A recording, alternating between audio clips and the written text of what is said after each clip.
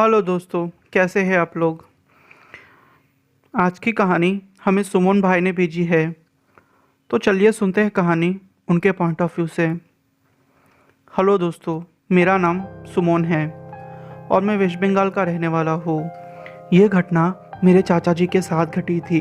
हुआ यूँ कि एक दिन मेरे चाचा जी मछलियाँ पकड़ने के लिए उनके गांव के पास की ही नदी में गए थे। ऐसा होता था कि उनकी मछलियाँ कोई ना कोई चुरा के भाग जाता था। चाचा जी ने सोचा कि इस बार तो उस चोर को रंगे हाथ पकड़ेंगे। इसलिए चाचा जी ने फजर की अजान से पहले ही यानी रात के 1 या 2 बजे ही मछलियों को देखने चले गए। जब वो वहां जाके देखे तो उन्हें कोई भी नहीं दिखा। वो जैसे ही घर लौट रहे थे, उनको अचानक से एक बच्चे के रोने की आवाज आई।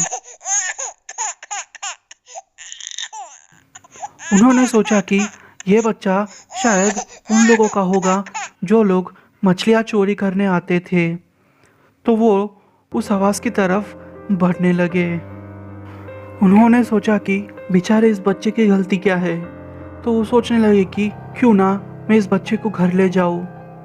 वो फिर उस बच्चे को उठाकर घर की तरफ निकलने लगे। जैसे ही वो थोड़े कदम आगे गए, उस बच्चे का वजन बढ़ने लगा। मेरे चाचा जी ने सोचा कि ये शायद उनका भ्रम होगा, पर नहीं, सच में बच्चे का वजन और उसकी हाइट बढ़ते ही जा रही थी।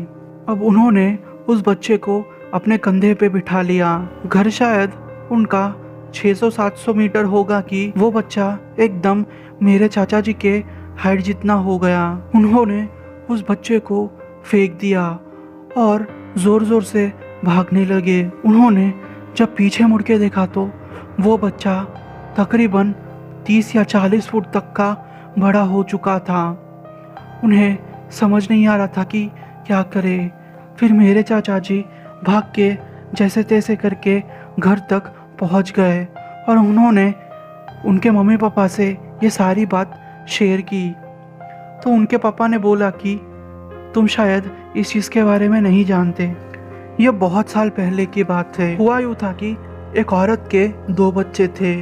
वो बच्चे उस नदी में डूबकर मर गए। तब से ऐसा ही वो बच्चे लोगों को सताते हैं। रात के 12 बजे के बाद अगर कोई भी वहाँ जाता है तो उसकी मौत पक्की होती है। तुम हमें बिना कह के चले गए। अच्छा हुआ तुम्हारी किस्मत ने तुम्हारा साथ दिया, वरना आज तुम भी मारे जाते। यह दूसरी घटना मेरे नानी के साथ घटी थी। नानी कहते हैं कि एक बार जब उनको वॉशरूम जाना था तो वो तकरीबन आधी रात थी, तब वो उठी और वॉशरूम के लिए चले गई। उस टाइम पे वॉशरूम घर के बाहर हुआ करते थे।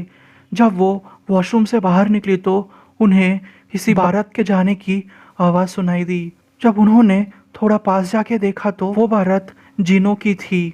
वो देखकर तो मेरे नानी बहुत डर गए। वो बारात जब जाने लगी तो एकदम से नानी के पास कुछ सोना और चांदी के सिक्के पड़े हुए मिले। नानी एकदम से घबरा गई।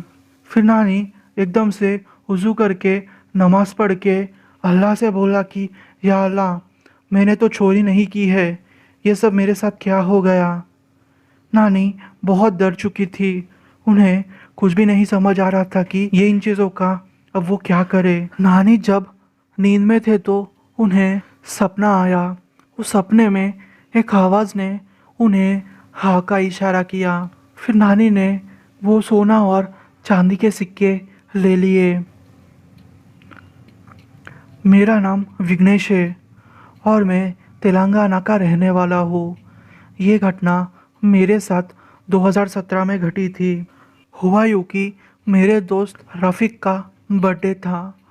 उसकी पार्टी मनाने के लिए हम लोगों ने ये डिसाइड किया कि हम लोग कुछ जंगल जैसी एरिया में जाएंगे और वहाँ खूब मौज करेंगे, खाएंगे पिएंगे और फिर वही दोस्त के फार्म हाउस में जाके सो जाएंगे। प्लान के हिसाब से हम लोग वही हमारे गांव से तकरीबन 7 या 8 किलोमीटर दूर एक जंगल जैसे एरिया में गए।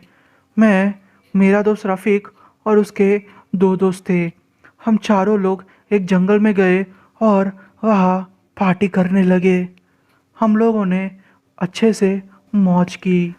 फिर अचानक मुझे टॉयलेट जाने की ज़रूरत महसूस हुई और जब मैं टॉयलेट करने के लिए थोड़ा दूर गया तो मुझे ऐसा लगा कि थोड़ी दूरी पर कोई है जो चलते चलते हमारे ही तरफ आ रहा है।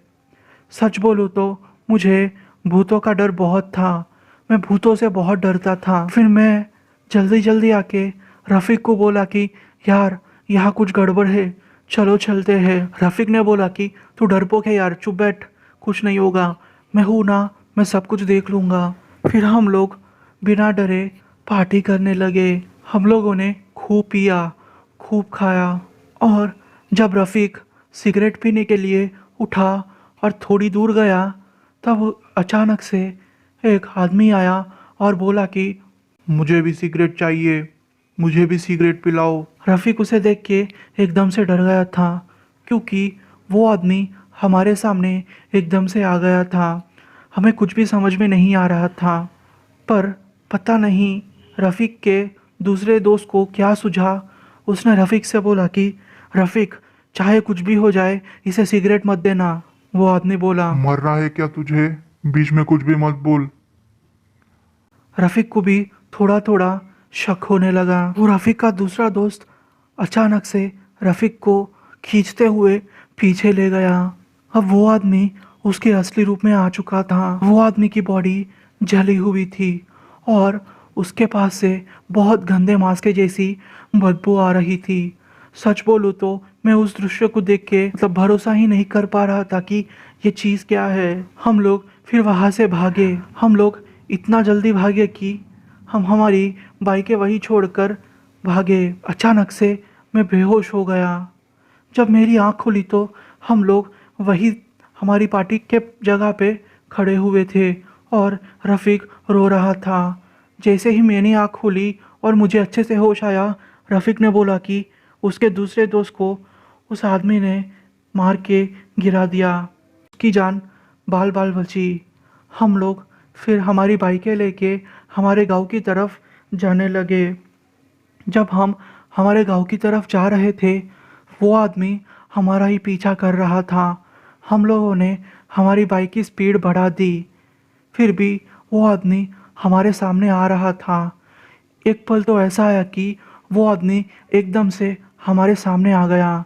हम लोगों ने ज़ोर की ब्रेक लगाई और हम लोग गिर गए। हम लोगों को बहुत बुरी चोटें लगी थी।